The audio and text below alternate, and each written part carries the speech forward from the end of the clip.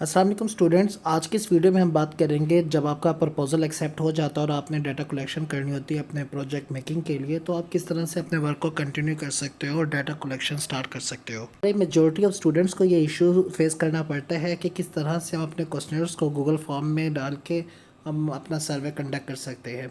तो मेरे पास ये क्वेश्चनर्स आपके सामने फ़ाइल नज़र आ रही है, जिसमें आप देख सकते हैं मेरे पास इंडिपेंडेंट वेरिएबल के क्वेश्चनर हैं, डिपेंडेंट वेरिएबल के क्वेश्चनर्स हैं, और ये वो क्वेश्चनर्स होने चाहिए जो कि आपने अपनी यूनिवर्सिटी में अपने सुपरवाइज़र से अप्रूव करवाए होंगे। हमारा जो पार्ट 1 होता है वो डेमोग्राफिक क्वेश्चंस का होता है, जिसमें हमारा gender, occupation, education, age level होता है। उसके बाद हमारा जो पार्ट बी होता है वो हमारे वेरिएबल्स पे कंसिस्ट करता है। पहले हमने अपने इंडिपेंडेंट वेरिएबल्स को लिखना होता है, जैसा कि आपको यहाँ पे नज़र आ रहा है। हमारा जो टॉपिक से अकॉर्डिंग हमारी जो मॉनेटरी रिवार्ड्स हैं, ये हमारा एक वेरिएबल है। और नीचे आपने देखा इसके क्वेश्चनर्स हमने ऐड किए हुए हैं, और सामने जो 1 2 3 4 5 ये लिकर्ट स्केल की जो नंबरिंग है, जिसमें जो हमारा रिस्पोंडेंट्स होते हैं वो मार्क करते हैं कि वो एग्री कर किससे करते हैं। और ऊपर आप देखें नॉन मॉनेटरी हमारे रिवॉर्ड्स हैं, ये भी हमारा इंडिपेंडेंट वेरिएबल है, और इसके नीचे भी हमारे क्वेश्चनर्स हैं। अपनी स्टडी कंडक्ट करते हुए आपको इस चीज़ का ख्याल रखना चाहिए। मैंने पहले भी अपनी वीडियोस में ये बात बताई कि जो रिसर्चर्स ने जिन वेरिएबल्स पे पहले से स्टडी की होती है, आपको उन्हीं के ही क्वेश्चनर्स को अडॉप्ट करना पड़ता है। ऐसा नहीं होता कि आप इंडिपेंडेंट वेरिएबल्स के 10 से 12 क्वेश्चनर्स को आप ले रहे हो और 3 आइटम आप किसी एक स्टडी से उठा रहे हो, 4 आइटम किसी एक स्टडी से उठा रहे हो। आपको ऐसा नहीं करना चाहिए। हाँ, ऐसा ज़रूर हो सकता है कि आप इंडिपेंडेंट वेरिएबल्स जो हैं और उसके जितने आइटम्स हैं वो आप एक स्टडी से उठा लेते हो, और जो डिपेंडेंट वेरिएबल है उसके किसी और स्टडी से आप उठा लेते हो, लेकिन फिर आपको उसकी साइटेशन, उसका रेफरेंस देना पड़ता है। अब जो फाइल शेयरिंग हुई है, इसमें आप देख सकते हैं हमने अपने इंडिपेंडेंट वेरिएबल्स में जो रिवॉर्ड्स हैं मॉनेटरी और नॉन मॉनेटरी, हमने उनके क्वेश्चनर्स को सेट कर लिया, और जो डिपेंडेंट वेरिएबल है और ये जो हमारा एम्प्लॉई टर्नओवर है, हमने इसके भी आइटम्स को सेट कर लिया है। अब हमने यहाँ पे जो बेसिक चीज़ देखनी है कि हम इनको गूगल फॉर्म में कैसे लेके जाएंगे। आप गूगल में जाएंगे और यहाँ पे जाके आपने इसमें जाके गूगल फॉर्म पे क्लिक करना है, और यहाँ पे आपको प्लस का मार्क नज़र आएगा, ब्लैंक का मार्क नज़र आएगा।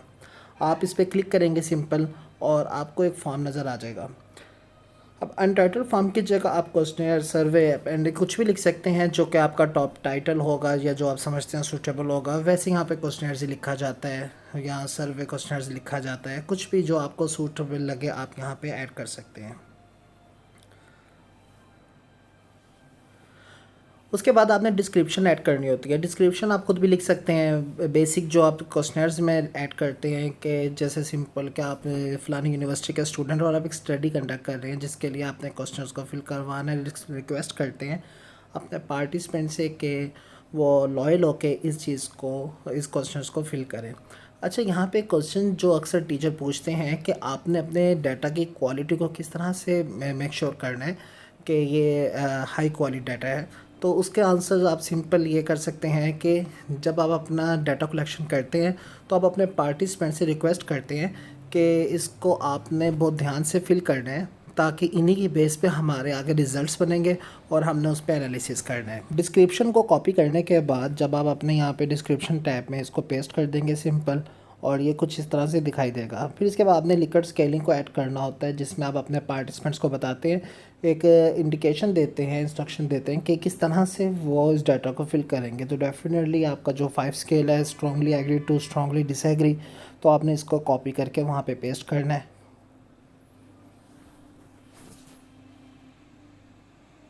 चलें, इसके बाद अब बारी आती है हमारे क्वेश्चनर्स को ऐड करने की। सबसे पहले मैं वो सारे तो यहाँ पे ऐड नहीं करूँगा, लेकिन आपको समझाने के लिए मैं यहाँ पे 2 से 3 क्वेश्चनर्स को ऐड करूँगा, और यहाँ पे मैंने मल्टीपल ऑप्शन को चूज़ किया है, और वहाँ से जो क्वेश्चनर जो मैंने अपनी MS वर्ड फाइल में आपके साथ शेयर किया था, यहाँ पे उसको मैं शेयर करने लगा हूँ।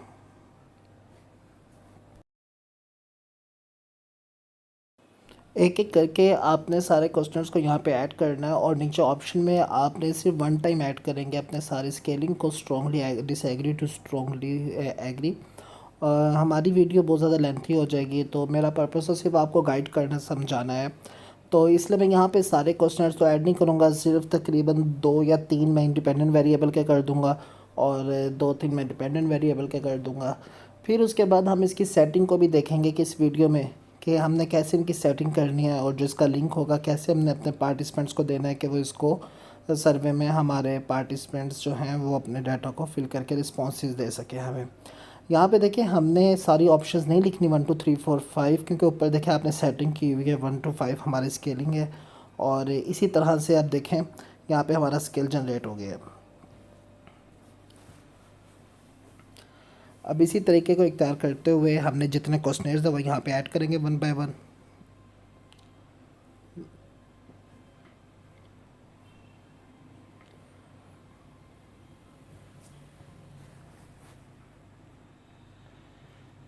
इसको आप कॉपी करेंगे, कॉपी करके आपने दोबारा क्वेश्चनर को इसमें ऐड करना है। अब बहुत सारे स्टूडेंट्स को यहाँ पे कन्फ्यूजन होती है कि वो जब सेटिंग कर रहे होते हैं या वो ऑप्शंस देते हैं, मल्टीपल ऑप्शंस में वो उनकी जो हेडिंग्स हैं या ऑप्शंस हैं वो डुप्लीकेट हो जाते हैं। जैसे समटाइम्स स्ट्रॉन्गली एग्री 2 दफ़ा आ जाता है, डिसएग्री 2 दफ़ा आ जाता है।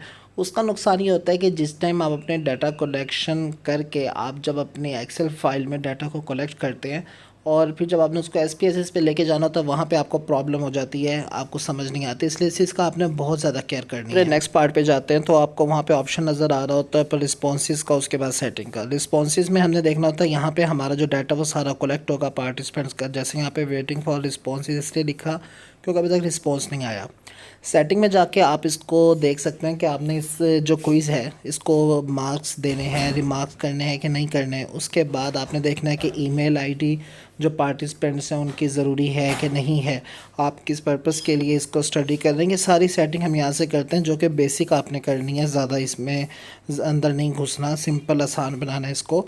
और इसके बाद हम यहाँ पे एक सर्वे करेंगे और ऊपर देखें प्रीव्यू का ऑप्शन नज़र आ रहा होगा, प्रीव्यू किया मैंने तो यहाँ पे हमारे क्वेश्चंस को इस तरह शो होंगे, जो आपके पार्टिसिपेंट्स को भी शो इसी तरह से ही होंगे। देखें आपको सबसे पहले यहाँ पे ऊपर डिस्क्रिप्शन नज़र आ रही है और उसके बाद आपको यहाँ पे इंडिपेंडेंट वेरिएबल्स के क्वेश्चंस पहले दिखाई दे रहे हैं। तो यहाँ पे हम लेट्स सपोज किसी पे भी क्लिक कर लेते हैं क्योंकि पर्पस सिर्फ क्या है आपको समझाना, गाइडलाइन देना। अब हमने यहाँ पे तकरीबन जितने क्वेश्चनर्स थे इनको फिल किया और सबमिट कर दिया। अब यहाँ पे हमारे रिस्पॉन्सेज उसी टैब में जाएंगे जहाँ पे मैंने आपको पहले दिखाए थे।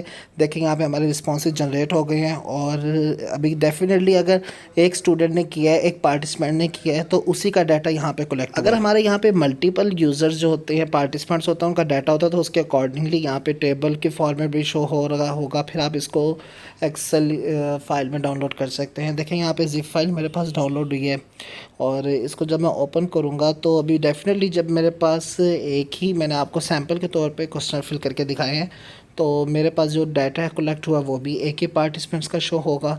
तो अब आपका डाटा कुछ इस तरह से शो होगा।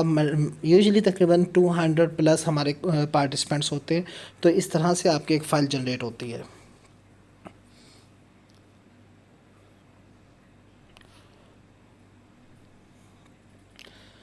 कोई चीज़ समझ ना आया आप कमेंट में मुझसे क्वेश्चन कर सकते हैं।